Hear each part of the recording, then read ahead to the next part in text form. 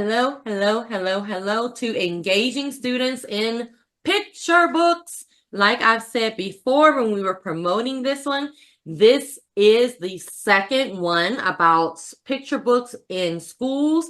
You don't have to have, that's not right English, but that's okay. You don't have to have come to the first one to enjoy this one. But I do suggest going and getting that first webinar because it was amazing. And we have Jane coming back to go deeper. So you may say, well, who am I? I am Dr. Desiree Alexander. I am the founder, CEO of Educator Alexander Consulting, and I am the host for today's webinar. Woo-hoo. These are all the different ways you can contact me, so contact me. All right, what do we have coming up next? We have not announced our 2025 webinars just yet, so you won't see anything about those just yet. But what I have coming up next is the Georgia Ed Tech Conference next week. Is that next week? Oh my gosh, next week. I'll be there on Thursday, November 7th, doing some presentations. Then I'm going to be at the LaQ Conference in Louisiana. I am a featured speaker there, so I'm going to be doing some presentations and a book signing. I don't know the details about that yet, but there you go. Then I'm going to be at the TCEA conference. Yeah, that's not my life, but the TCEA conference in Texas. I'm doing some presentations and doing some good things. And then I'm going to be at IdeaCon in Chicago, well, Chicago area, doing some good things during that conference in February. And then we have another Grow with Google session. We have one on branding. Now this one is on digital skills for everyday tasks. It is sponsored by Zeta Phi Beta Sorority Incorporated, but it is open to the public. So if you want to learn some digital skills for everyday tasks, and you can see exactly what you're going to learn on the flyer, you can do that. If you're like, Desiree, you went so fast. All of this information can be found at edalex.net/events. You can register, get all the details, get the flyer, share it. All of that can be found at that link. So we always have our self-paced classes where you can get test prep for educational leadership tests or Google certifications, support time to talk to me about different things. So just always have the self-paced classes on there. And then this is a biggie. Because we are planning for our 2025 webinars, if you want to see a certain topic, or if you want to present a webinar, please let us know and at this link. So you just click on this picture that you see when you get to the link and let us know. Let us know what you want to learn. Let us know what you want to do. Even if you're a first-time presenter, we have a lot of first-time presenters. This is a great place to come and cut your teeth, as they say, as a presenter. Or if you're an international presenter, you present everywhere. Great place to come and do your presentation. So there you go. Woo, woo. All right, I am done with announcements. And now we're going to get what we came here for, talking deeper about picture books in the classroom. Hey, thank you, Dr. Alexander. And I also want to reiterate, this is really a great place to learn and grow. I discovered Dr. Alexander during COVID times, and it's just been a treat to give back to this community by presenting on the whole book approach. So this is part 2, going deeper. We'll do a little just recap at the beginning, just in case someone's brand new to this session. But my hope for you today is that you'll generate some new learning strategies, maybe increase some terminology using picture books. Hopefully it just ignites a spark. I know for myself, many times attending any kind of webinars, it's just to get that rejuvenation again that we all need. Hopefully it's going to expand how you preview books and which books you share to go deep with students. Your read aloud time is, I know, such a precious time in the classroom, so you really do need to be incredibly selective about what you're choosing. Hopefully a session like this will help you to make those choices. It's also connecting to the science of reading. And again, any time that we can spend together, it's like being with our own kind of people. It's just a time of refreshment. So we're going to indulge in the picture book as a whole art form. So just a quick refresh. The original presentation came about because about 10 years ago or so, I attended a session sponsored by the Eric Carle Museum in Massachusetts, and it was presented by Megan Dowd Lambert on picture books, reading to children, rather reading with children, not to children. So this whole sense that we're constructing meaning and forming a community of learners as we dig into a picture book, and that it's about being interactive. Again, it's not a performance-based read aloud session, it's co-constructing meaning together. And it allows all thinkers in your classroom to have a moment to really shine and to share their thinking. Because I've been amazed over the years that the children that are sometimes those silent or the real deep questioner type children can sometimes point out something that the rest of us have maybe glanced over or overlooked. So it really does build community in your classroom, and it creates this intentional, lingering approach to looking at picture books. So it's based on using really what we would use when we'd go to an art museum, the visual thinking strategies. So anytime you're looking at a piece of art, including an illustration in a picture book, or if you're working with primary sources with your students, you're always going to ask them first to just, what do you see happening? Like, what are you noticing in this picture? You want kids to identify what it is they're seeing. And from that is when they make that inferential thinking. So what makes you say that? You want them to point to the evidence that they see, which is that cornerstone of critical thinking. Identify what you see, what is the inferential thinking, how do you justify that with evidence, and then digging deeper, what else can you find? So it is truly an inquiry kind of led experience, which just transfers over to, research with students and really higher level reading that they will do past the elementary years. It's just another tool in your toolkit. It's an approach about centering on children and their ideas and their questions, fostering that critical thinking. And again, that big essence, it's not reading to children, but with children, constructing meaning together. And honestly, in my career, I've been a librarian for 30 years. When I learned this approach about 10 years ago, it really, truly transformed my practice. So one of the things that I gave last time, and I'm making sure I hand it out again, is in your packet, when you go to the link, you'll see I really identified all the terminology that we use in a whole book approach. I also gave you some links, those QR codes that will show you many other samples of great books that have particular features. And then on the right is a bookmark that I print out, and we do use it a lot in my school for when we're previewing a book. We use this little checklist so that you're jotting down what you're seeing in that book. What are the components that you would like to highlight? And I tell the teachers all the time, just as you do that, stick it in your book and just keep that ready for when you're ready to really create and craft a lesson. Or sometimes one teacher will use that bookmark as she's previewing or he's previewing the book, and then they'll pass the book on to someone else who can use that as a starting place and then build, because more eyes see more things in a book, and that's what we want to have.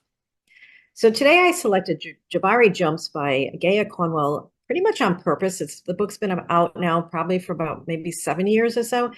But the reason I chose this one is I think it's important sometimes for people to then revisit a book that you probably know, but hopefully from the session today, you're going to notice some things in it that you probably didn't notice before. And it's also one we use in our second grade as a unit. And I had created some extension, like a whole text set of other great books that teachers could use to springboard from this into other ways of thinking. And I thought this might be a good one for you to have like that complete set. One thing I want you to pay attention to is like the first thing we always look at is what is the orientation, the layout of a book. And I love this diagram. It came from one of the publishers because it shows you the difference in how much more length and height you'll have based on if it's a portrait style, which is the top picture, or if the book is positioned landscape. And then the bottom image shows you the overlay. So you can truly see that when you make a double spread illustration where it's using both sides of the book, how much longer they have for that illustration. So that's critical in the decision making that happens at the publishing house on how the best layout best supports the story.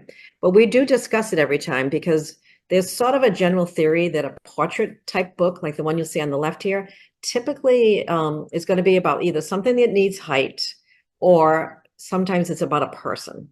Where the book on the right, landscape, we kind of have that sense of flow. Like you can probably feel like you can't help but keep moving left to right, left to right. Many times you'll see that it's some kind of a journey, whether it's a character changing in their essence through different emotions and experiences, or just some experiential journey they take. So it's sort of a typical way those two books seem to be laid out. Why I like to present that first with the children is because it kind of sets their mind to be thinking already ahead of what type of story this might be. Now, the first time I teach that, I might put a whole bunch of books out and have them sort them. What do they notice? So they're quickly sorting either by size right away, or they might be sorting by what the book looks like it's about. And as time goes on, it's just a quick one. Hey, what do we notice? This book is portrait, this book is landscape. That's preparing our minds for, and we just kind of fill in the blank. So everything you're going to see throughout this presentation is you would pick and choose the pieces that are most important to the teaching that you're doing with that book.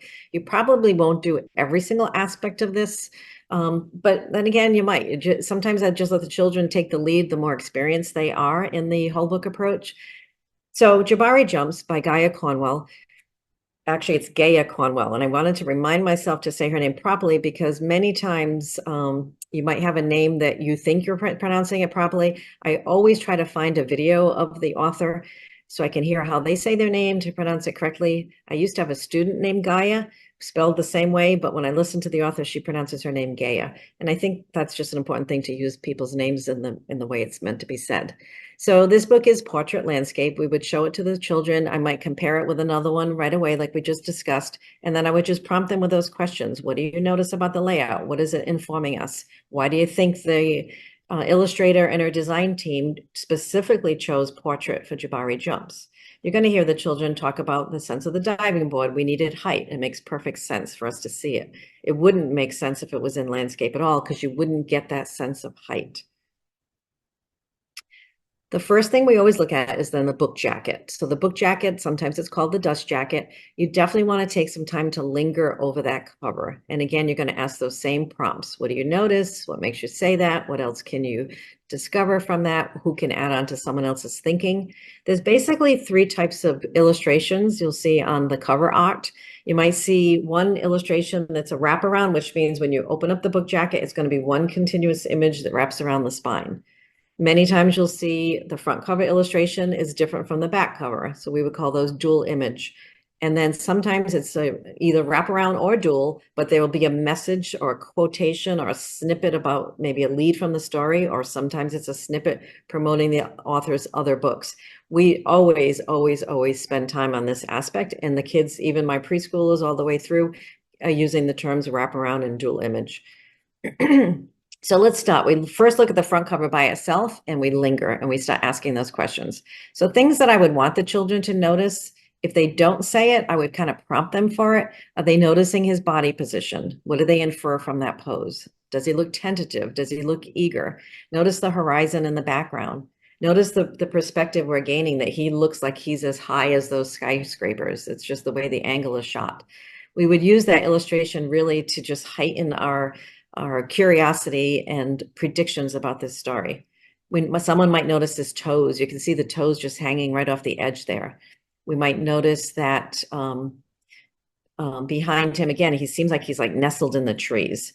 We would notice the font, the style of the title font, kind of makes you feel like water, and there seems to be movement, especially in the words and the letters for jump.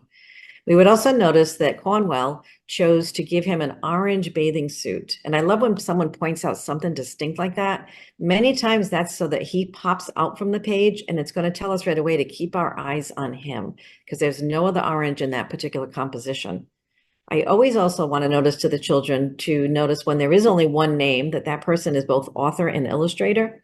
And that's an important thing to mention because she had to make intentional decisions on which parts of the story she was going to tell with words and which aspects of the story she's going to reveal only through illustrations.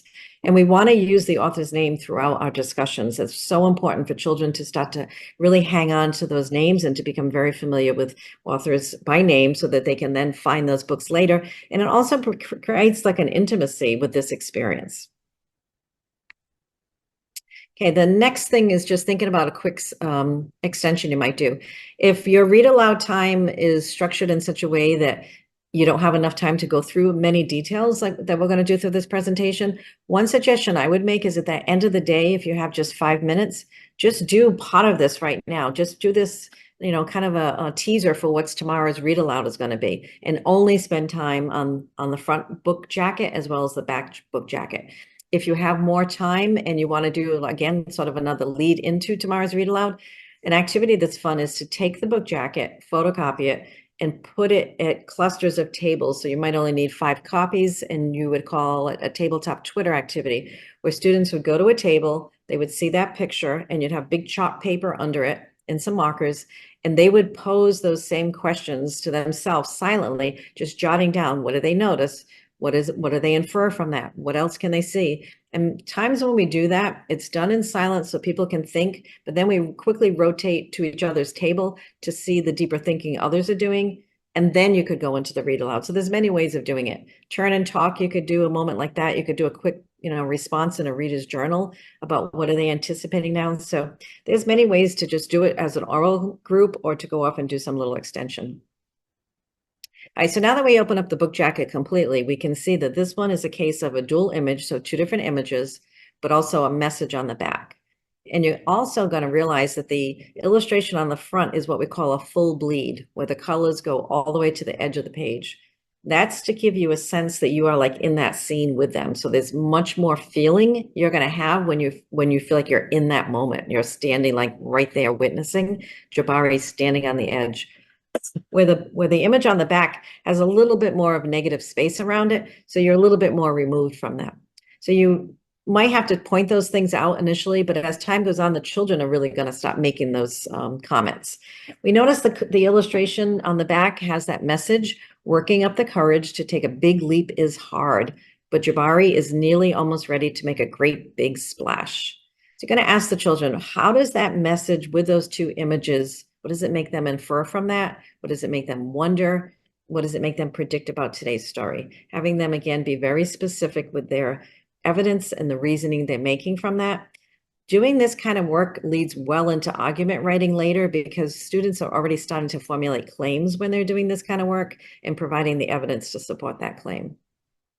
You might want to ask the children, if they don't notice who else is represented in the scene, who do they think the main character is?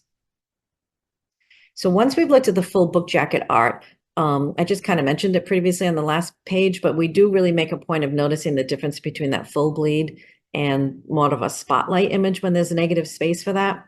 Again, you could take it to this point and just do that as a tease for tomorrow's read aloud. And you can also obviously have some quick partner talk and quick partner writing about predicting at this point of the story. Okay, my next favorite piece is to peek under the book jacket. So we just looked at the book jacket. When we peek underneath, if you're lucky, there's a different illustration on the board cover, or what we would call the case cover, and it is so worth the peek. There's an author, illustrator, and a bunch of librarians that have created what they call the Undies Awards. And if you click on this page on the image in the center, it's going to link you to many books that have really spectacular, what we call undies or board cover art. So let's take a look in a second what this one is. Now, the reason I wanted to stop for a second, it's just so worth the peek. I would say in my first 15 years of my career, I had no idea about even doing this because book jackets were always taped down. I would highly recommend, if you're not the librarian in your school and your book jackets are always taped down and you can't see that full reveal, ask your librarian if they can unsnip part of the book jacket, because we don't tape the complete one on anymore because we really want children to pull that cover off, keep one side attached. The covers don't get lost. So you want to have that revealed because it's incredible when there's a new illustration. So take a look at this one. This one's just like spectacular. So when we look at the front cover illustrations and now we add this piece underneath, what does this now make the children wonder? What is it? What are they gleaning from this new art? How is that illustration on the board cover connecting to what we just saw on the book jacket? So this reveal, oh my goodness, it was just so fulfilling because you take the title and you see Jabari jumps on the front cover with their attentiveness to him and his toes like kind of clenching onto that diving board. And then we see this joyous moment that he did it. It doesn't ruin the story to know this is going to happen. It kind of makes our hearts just want to engage even more because we just longed for him to have the courage to take that leap. I love to try to use words at this point of how does he feel and really push the children to have, stronger vocabulary, not just excited, but exhilarated. He's energized. Does he feel that adrenaline pumping experience? Did he have that trepidation before? It's a wonderful time to increase vocabulary. Next piece would be what we call the end papers. So when you open up the book, the very first pages you see, which is where it's actually glued to your hardcover, is what is called end papers. This is an opportunity for an illustrator to really go a little bit deeper or to reveal something that may happen in the story. Sometimes they're just showing setting. Sometimes they're showing something about a character. Could be even a character change from beginning of the story to the end. Sometimes it's details about plot. It's really important to take a time to look at those. Sometimes it's just solid color. So when we see solid colored end papers, the end papers are both the beginning and the back, that inside that first page. If it is just solid color, not white, we don't really know sometimes what it's connected to, but we'll always go back and look at the book jacket again, and we might see something there, we can pinpoint it. So if this book had orange end papers, and we went back to the cover and noticed his bathing suit was orange, we might then say, this is a time for us to really remind ourselves that he is the focus, this boy. This orange is kind of saying, look at the main character, follow him closely. Sometimes it's a pattern, sometimes it's true full illustration. So I think on these end papers are probably clearly my favorite part of a picture book. Now, this image here is the front end papers. It isn't doing it justice. The color didn't come out completely. It's really a beautiful aqua blue with sort of like a sense of bubbles throughout, scattered among. So you have a feeling of you're looking at the water from the pool, in the pool, and you're most likely up at the diving board. So many times I'll have the children kind of come and stand over this to get that same sense. Is this what Jabari's feeling standing up at that board? So they want to lean over that. What is that perspective revealing to us? Why did the artist choose, this is an intentional choice, to make the end papers that? What are they trying to emphasize? How is that connecting back to his trepidation of standing on that board? If we go to the end papers in the back, this gives you a truer sense of the color. You might think those front and back end papers were identical. There's this really subtle change with those bubbles. And somebody in the class will probably notice that. We have students that just look so closely and they'll ask you, go back to the front again. Let's go back to the back. I'm noticing there's changes.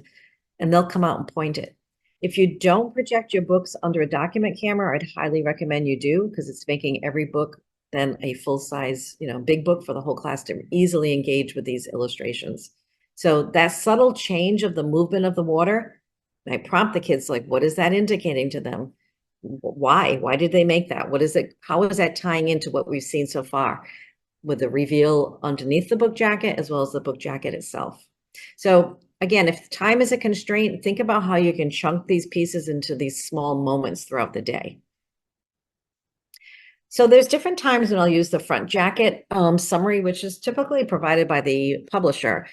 And then the back flap always has information about the author. It's just going to be a choice, a teaching choice on your part as to when, if you use either piece. The reason I love these two is if we look at the front flap, when it says Jabari is definitely ready to jump off that diving board, just that use of the term definitely just emphasizes that he is convicted to want to do this, but there's been something holding him back.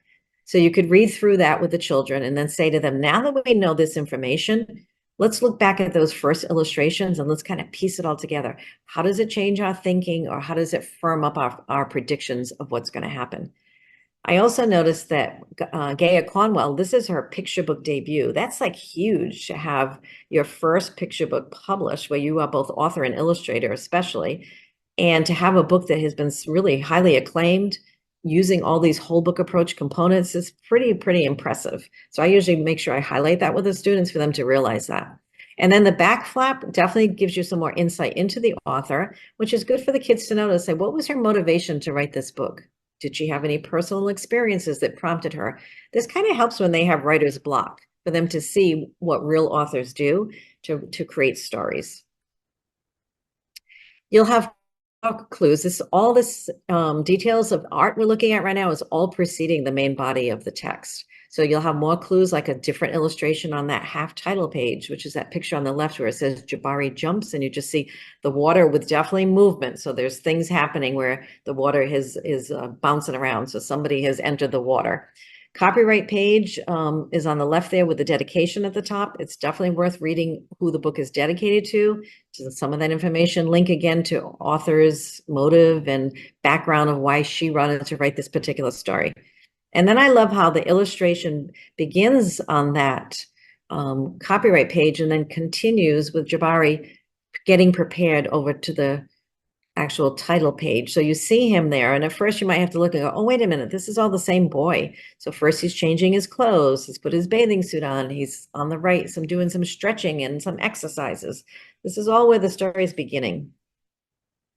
So creating meaning, then you might, if again, this is all depending on time, you might have time at that point to say, everything we've looked at right now is all beneficial to us to create meaning, to create strong predictions that we can provide evidence for, to get our brains really ready to think critically about the art in this book as we get ready now to examine the book in its totality. So I'm going to pause for a second, just remind us that child development experts say children learn best when they're safe, when learning is joyful and fun, and they belong. And the beauty of the whole book approach is that's the environment that it creates, where all are needed to create the fullest meaning of a story. We slow down and examining those pictures from all those, sometimes minutia details, but it's allowing children to engage in deeper critical thinking.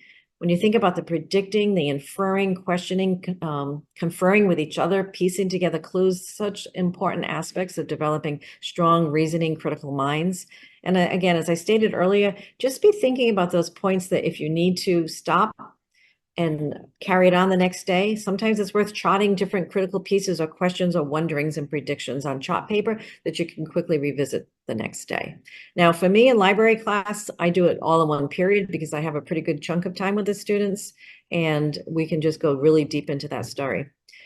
Just a word of warning, don't be afraid to sit with silence. That's the sound of thinking. It takes children sometimes a little bit of time to kind of piece together what they're seeing, what they're noticing, and what they want to add on to someone else's thinking. Okay, so everything we saw right now was all pieces of the front matter. I'm not going to go through all the terminology on this page. This is for your reference later. Some books will have those other pieces, but it's always good to use the proper terms with children. Right now we're entering what we call the book proper. The biggest thing you're going to really be looking for in the main body of the text is how are page layouts designed in such a way to really engage the reader. We have full spread illustrations, which means the illustration spreads across both pages, left and right. And sometimes it's a full bleed, which means the pictures, the paint goes all the way to the edges, the artwork does, which gives you a sense of being in that scene. There's different perspectives that you'll get based on how the illustrator creates that illustration, especially in a full bleed. You might say single page art that's surrounded by negative space. So only the left or the right is going to be what we call like dual image. You're going to have two different images on the left side versus the right. You might have an image that doesn't go all the way to the edges, but it's framed just with white space or a border. That's going to give the viewer, again, a different sense of where they're positioned in relation to the story. Panels, I love panels. That's when you'll see it's like a succession of small illustrations. Typically they're boxed in or they're very distinct with that negative space. And use of gutter is something I think we often overlook, and we're going to go into that a little bit today. So when we think of the gutter, that's what's holding the book together. Illustrators, it's probably one of their biggest challenges when they're creating their art is they can't have something get lost within the gutter. Because if you think of how the book is either stitched or glued together, there's probably half an inch or so that gets pulled in. And when the book then lies open, it can be really distracting if it doesn't fit right. So illustrators have to be so careful of how they position things. What they position on the left and how they move something to the right is making your eyes move across the page. So the left side of a book is called the verso, and the right side is recto. The recto I can remember easily because right and recto both begin with R. So something like this sample from another book, you might look at it and say, nothing fell within the gutter, so nothing is distracting there. The illustrator had to make those choices, but also the position of that character on the right, that sense of movement. It's really quite powerful to really slow down and take a look at the use of gutter. John Steptoe was probably one of the early leaders using gutter, and there's an old book he wrote. He passed away sadly at the late 30s. And what he did with this book, Baby Says, I'd highly recommend you try to get yourself a copy.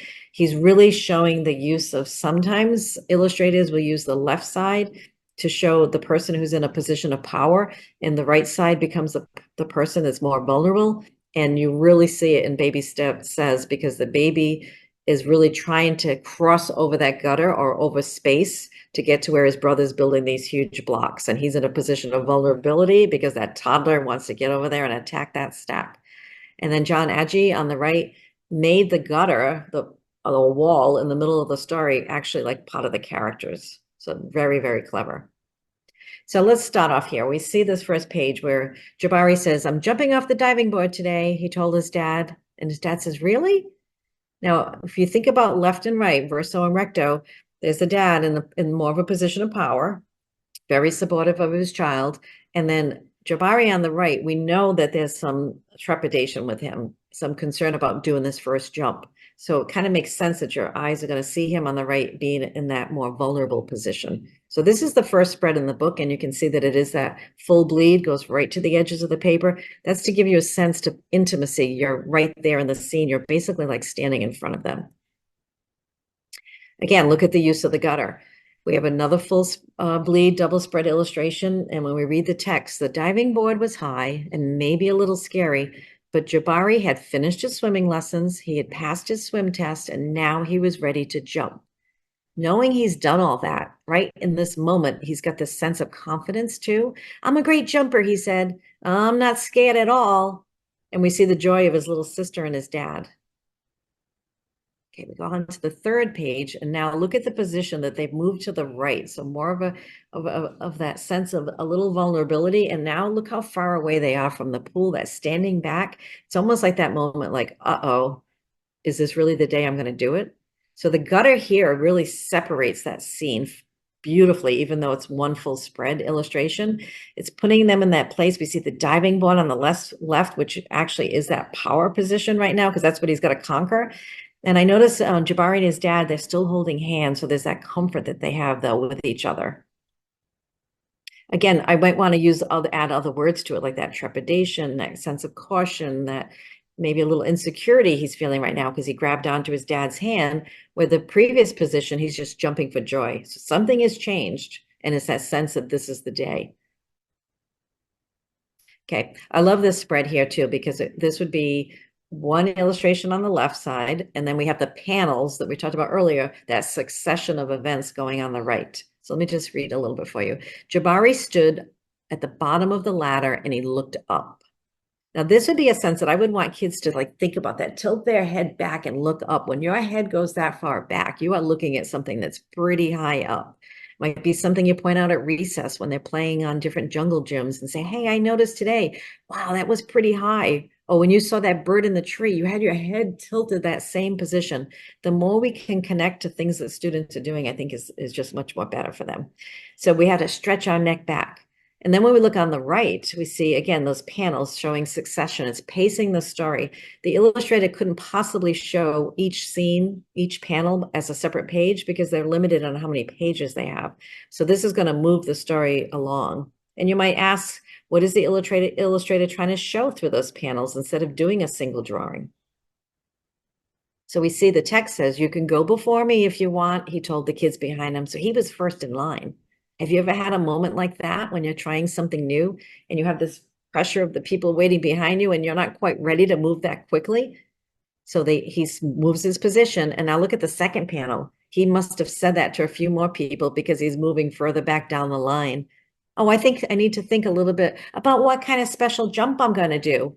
So he's trying to convince himself. He's not showing to the children. He's not revealing that he's fearful. And then at the bottom, he's all by himself. He thought and thought. He starts to climb up and up. This ladder is very tall, he thought. Are you okay? Called his dad. Oh, I'm just a little tired, said Jabari. Well, maybe you should climb down and take a tiny rest, said his dad. And a tiny rest sounded like a good idea. So much beauty in this moment, the support from a parent of encouraging their child, but also recognizing a little bit of their caution and fear and kind of giving them a chance to reset. I just think that's so powerful. But one thing I've noticed on like maybe about a 10th reading of the book is noticing that the little sister doesn't have her floaties on yet. And dad is still not dressed to jump in the pool. So there's a level of their kind of showing him they're confident in his ability to do this because they're not standing at the bay ready to dive in and save him. It's just a subtle thing, but I thought, wow, that's kind of cool to see. We go to the next page and we see the text says, when he got to the bottom, Jabari remembered something. Oh, I forgot to do my stretches, he said to his dad. So we saw him, the children might say, we saw that. That was a clue in the beginning on the title page. We saw him doing those stretching motions. And you might flip back to that page just to show them. And then dad must realize that maybe this isn't the right day because he's stalling. And Jabari says, I think tomorrow might be a better day for jumping. And they looked up at the diving board together. I just love this book so, so much. I think again, the parent-child relationship is just so incredibly powerful. Sometimes when children are younger, they get confused when you see the same character in that succession of movement. And many times you just have to say, it's still the same one Jabari. They're just trying to show a quick succession. The author illustrator couldn't show that on numerous pages, but he's trying to show us all these motions quickly. We might ask the students, how do you feel about Jabari suggesting, let's put this off till tomorrow? And they might have the kids turn and talk about that. Maybe there was a time that they felt the same way about trying something new and wanted to delay it. Has that ever happened? Like diving, swimming, biking for the first time without training wheels, having to put a presentation on in front of your classmates, even entering a classroom that first day of school. Do you wish you could just put that off till the next day? And will he keep postponing that jump? But if we go back to the title, it's very clear where it says Jabari jumps. And we saw under the book jacket, the case cover illustration, there is success. So it's kind of setting us up to know it's going to happen. We've got to work through this. So Dad says, it's okay to feel a little scared. Sometimes I feel a little scared. I take a deep breath and I tell myself I'm ready. And you know what? Sometimes it stops feeling scary and it feels a little like a surprise. Well, Jabari loves surprises. Again, if you think of sending this book home with parents, for them to learn from this dad of the way to support your child, to give them strategies when they're a little bit nervous, to connect with them by telling them there's moments you've had that, this is what you do, and then to connect to something that's going to give him that level of confidence that he does love surprises. Think of it that way. So again, notice the position on the right side is a place of uncertainty. And there he is over on the right, just kind of getting that little encouragement from his dad. But I also notice on the left, look at the color of the bathing suit of the boy who did jump off. So is that purposeful on the illustrator to all of a sudden use orange again? Is she trying to show us that it's going to happen? Is it foreshadowing? So you might want to even start using those words with literary device words with the younger children and then watching for those clues that prove that that's what it was. See if students also notice too that the illustrator used, if you look at the top of the skyline, she used actual pieces of paper, newspaper to create the buildings. And I heard her mention in an interview, she did that obviously intentionally because she thinks of cities as being kind of loud and noisy types of places. And by using that kind of paper, it gave it texture and it also gave that sense. So that's kind of neat to point out if the children don't notice that. And that's why it's so important that when you have a book that you want to go deep with, find those author interviews because that's where they'll reveal a lot of this backstory type information that is helpful for you to explain when you're talking about design. Okay, now we move on to Jabari took a deep breath. So he's doing what his dad had said. He felt it fill his body from the ends of his hair right down to the tip of his toes. Ooh, that's a good deep breath. That left side of the paper is kind of considered a full bleed because the colors do go to the edge and it looks white here, but it's actually like a subtle color. Again, it makes you feel like you're standing there with him, and the children probably want to feel a sense of taking that deep breath alongside him. We are in this with him. We look on the right side, again, they've used those panels to make this movement happen quickly. Jabari looks up and he begins to climb. Oh my goodness. Up and up and up and up until he gets to the top. And Jabari stood up straight. He walked all the way to the end of the board. I don't know anyone in the class who wouldn't be feeling like your heart racing with him at this moment. So look at the panels. Again, recto versus verso, the different angles of the illustrations.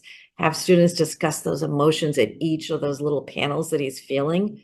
And again, those panels are meant to kind of move it along. We know this action's happening in that one scene. And look how his toes are curled. So the one piece of text on the left side, there's no illustration. So when an illustrator gives up a whole page of text, a whole page to illustrate and only places text on that page, that was a really purposeful decision. His toes curled around the edge. This is a moment to stop and really take it all in and linger. And your eyes are automatically going to the right side to look at that illustration and look at your perspective now. You're like right up there, looking right down at what's below. Can you notice if the father and the sister are anywhere? We can see them. Now dad's in the water. So they're there to receive him with joy at the end of the jump. It's also to show him, you've got this, we're here. Jabari looked out, and as far as he could see, he felt like he was ready. And he whispered to himself, I love surprises. So think again, the powerful words Dad used to encourage him and giving him that strategy to think about gave him the ability to take that jump. So we have a double spread full bleed here. So you feel like you are standing up high with him.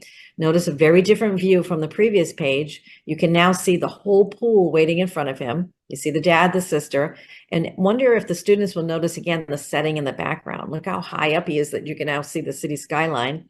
And can you imagine that feeling of his heart is so racing? Can he do this? Look at his gaze, very forward facing. He's not looking down. It looks like his toes are still gripping a little bit, but he looks a little bit more prepared to make that leap. This might prompt students to even notice again that whole setting and where is the story taking place beyond outside of a city? Is it a city pool for residents of that town? That could be true for kids that live in your town. Is it possibly a club? There's definitely a shared space. It's not a personal pool because we see many different families there. And then he takes a deep breath. He spreads his arms, bends his knees. He sprang up off the board, flying. And I cannot believe when I think about this, this is that same little boy whose toes just moments ago were gripping the edge of the diving board. And just look at that emotion, not only by him, but the people in the pool surrounding him. You can even see a couple of people on the side of the pool deck that are also joyful with him in this moment of triumph. And notice again, now he's on the left side, the versa. That's the position of power and strength. He's making that leap, and the motion lines, the illustrator has ... to show you, he did the arc of the jump, and then look at his expression. Jabari hit the water with a splash. Now, hopefully the class is going to cheer. If they didn't cheer on that previous page, they're going to be cheering here. And the way the word splashes is displayed, that's just what they call typography. That's, again, an intentional move to incorporate that word into the art to give it that full sense of what that powerful splash felt like. His eyes are closed. He's holding his nose. He's a little bit vulnerable, right? Because he's going to sink before he comes back up, which makes sense that he's on the right side of the page. He knows gravity's going to pull him down, but he'll bounce back up. And just talk about that feeling. Anyone who has ever jumped into a pool knows that sensation. And you might ask about, again, the typography. Why did the illustrator feel it was so important to write the word splash in that way with the exclamation? Left side shows that down, down, down he went. And then when he pops back up, he's with a big whoosh. So we see typography again. And illustration here changing. The left side is a full bleed. And then we go to the right side, which is a single page with that negative white space around it, which is really the spotlight image, just celebrating that moment. You no longer feel like you're in the pool with him, but you're just an observer from the outside. Jabari, you did it, said his dad. I did it, said Jabari. I'm a great jumper. And you know what? What, said his dad. This is just such a sweet moment. You might want to have the children anticipate. What is it he's going to say next? I'm a great jumper. And you know what? So get some predictions. He says, I'm going to do a surprise double backflip is what's next. So we have that single page of art, again, with that negative space around it. So this is the spotlight image for him. And then when you look at the back cover, you might revisit again that message on the back and have kids now kind of take that into consideration with everything that they've heard through the story, dissected the art pieces that really enhance the meaning. This is just a great book on so many levels for retelling, summarizing, just seeing encouraging positive relationships, overcoming fear, and we can all connect to that. So there's the end papers again in the back, and there's that back cover message. So before we wrap it up, if you have a moment to just jot something in the chat, and Dr. Alexander can let us know what you're noticing. Anything that prompted an idea from this so far in our presentation, something that you found interesting? Is there a new moment of an aha that you had? Any new learning? We'll just take a pause for a second.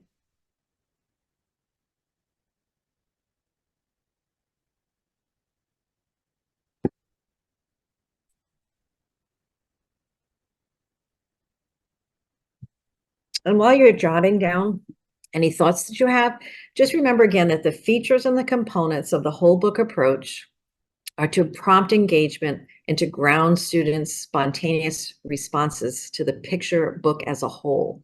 So I think about how does this work then transfer to when children move to early reading, early chapter books, and then move over to those middle grade novels, and even past that when they get into young adult books. By doing this kind of dissecting work and slowing it down and analyzing, that's the work that has to be done when you're reading a novel. You have to recognize that there's new nuances and there's subtleties. You have to pay close attention to these minor details of things like foreshadowing, even to help you build, your understanding of what's happening through this plot. You really have to pay very close attention to the setting and the character. You want to feel like a sense of intimacy with this character. You want to build that empathy because you're placing yourself in their shoes. The artwork is really what allowed us to do that really much more than the text. Identifying character traits, using much more powerful word choices with the students so they can build some strong vocabulary. Adjusting predictions along the way is really important. And then again, that sense of holding several details in your brain, they need to be able to do that as they move into more complex texts because there's usually a main plot and then several like subplots happening and many different characters. By holding the pieces that we saw from illustrations from the book jacket to the end papers to underneath the case covering, just continually piecing things together is allowing kids to build those muscles of holding several details together.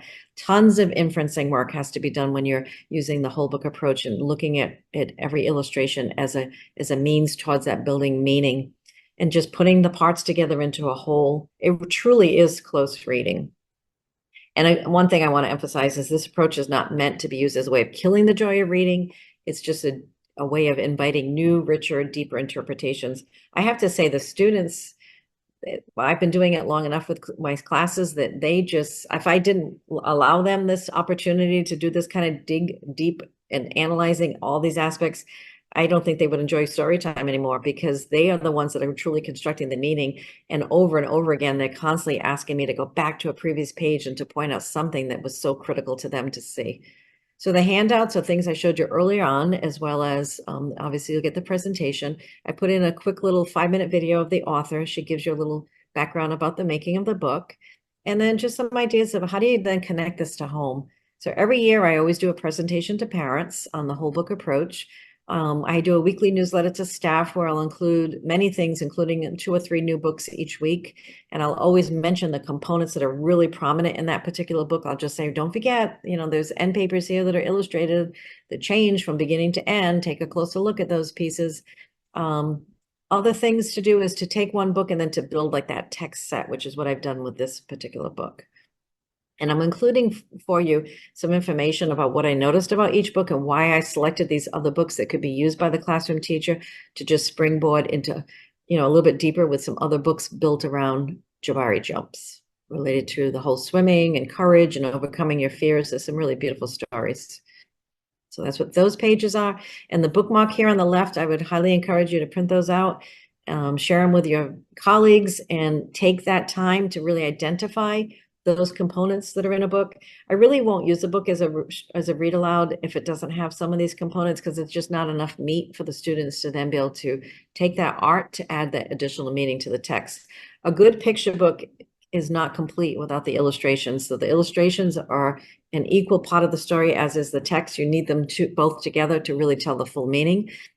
These handouts here just show you some conversation starters for each aspect. So what you can ask just to make it a little bit more comfortable for you to get going. And then I keep a spreadsheet of all the new books I read each year. So this is just a handful of some of the ones that I've just read this fall that have some really powerful components to them for the whole book approach. So if you're looking for new books to explore, that's a great little inventory. And again, shout out to Megan Dowd Lambert, who wrote this whole method and created a book and then created another book that has lessons. So if you need that extra scaffolding, I would encourage you to purchase that book where she'll take a handful of books, I think 10 books for each grade level, and she'll actually outline how she would teach it in an interactive read aloud. Book Outlet, Book Depot, Bulk Bookstore are fantastic places to get books for hardcovers, brand new for under $7 or so. And I'm always shocked at the great books that are on that list. It's a great way if you do have a limited budget and you want to add to your collection, I would check out any of those sites. On Twitter, I'm not as active as I used to be, I have to be honest, but I will try to post pictures every so often of really great books on either Twitter or Instagram, just things that I've discovered that I feel would be worthwhile for people to know about. I do read a lot of advanced copies of middle grade books, and I will definitely make note of those if you're looking for some great middle grade books as well before they're released. And that's my presentation. I hope you benefited from it. I certainly enjoyed sharing with you and love just learning. So hope you learned something with me today. This was awesome. I love combining the information you gave us in the first one with this one. Really, really awesome. I'm glad the people that came to the first one was like, yes, we want to go deeper. So that was awesome. We do have some comments in the chat from the question that you asked. Learning other ways for prediction and inferences. Love the strategy of tabletop texting. How can I use this with my lower elementary grade levels? I'll stop right there so you can answer that, and then I'll go to Okay. the rest. Yeah, I have used that with kindergarten and up. So you will see sometimes with the youngest ones that they might just circle the things they're noticing on an illustration, and that's fine because you're only gonna have like 4 students at a table. So you break your class into whatever tables you have, or even floor space. So you'll have the 4 kids looking at that one illustration. They circle, point arrows at it, anything they're noticing, whatever little, words that they can write is fine. As they get older, they're still not writing sentences. They're really putting more just like bullets, like I noticed this, I'm wondering that. The other thing that I've done is I usually have a lot of parent volunteers in our library. So I might assign a parent to be with one group, or I might circulate, and the parent can then do some of the writing for them. You can also do it as a whole group as well. But I find that students who put a marker in their hands, they're very eager to go and kind of mock up what they see, and it gives them permission to do that. Hang those charts up and then just do a gallery walk. That's a quick way to just have everyone look at each other's pieces. And maybe if you're hanging those in your teaching space, you can then kind of affirm students as you're going through the analysis as a class, pointing out what they have also noticed. I think it's a great way to affirm their thinking in that environment. I really would encourage, though, definitely to use some of these pieces as a precursor to tomorrow's class, because I think nothing is better than getting students excited about what's coming next. So why not use like that 5 or 10 minutes at the end of a day to give a kickoff like this to tomorrow's read aloud? Thank you so much. So our other comments are new terminology for aspects of the art of picture books writing. Amazing. Aha moment, looking at the book jacket and just taking notice of all the details that can be pointed out. I usually just show my students and keep going. I agree. And again, I've been a professional librarian for 30 years, and in the beginning, I never would have thought. I mean, end papers, I just kind of passed right over them. End papers are now like my most favorite part of a book. And I will say, funds are always limited. I'm very, very much a discriminating purchaser now. I want to see there's enough good books out there that have those aspects, and those are the ones I want to not only invest my money in, but my time in as well with students. I just love when someone like Ryan T. Higgins, he does beautiful end papers that always change. So that's also a good way of doing like a table talk type of activity, is photocopying the end papers in the beginning and then the end papers at the end. We've actually done this and sent it home. So we kind of shrunk it on a piece of paper, sent it home with parents and said, have a discussion with your children. This is a book we're going to read tomorrow. What do you think is going to happen between the pages of those end papers? Because there's 2 very different scenes. So there's a lot of little ways. Peter Reynolds is another good one. We did quite a bit this year with doing those, we call them like family table talk conversation starters. And we would just kind of give them like a little glimpse into the book and say, this is what you can use to start that conversation at home. Beautiful. Before I completely wrap up, I want to share my screen just quickly to show you, if you go to youtube.com/educator Alexander, and definitely subscribe. But this is the original whole book approach with picture books. So it's right here on the webinars. If it kind of goes a little bit deeper down, you can always click this to see other ones, or you can click to see all. So I just wanted to show you where you can find the original for those people on YouTube, because those people that are here, I put it in the chat. So thank you so much, Jane, for another wonderful webinar. You are part of the EA family. You can come back anytime to let us know, all of the amazing books, all of the amazing things you can do with picture books. And you can do it with all grade levels. That's what I really love. So thank you, thank you, thank you, thank you, thank you, thank you. You're welcome.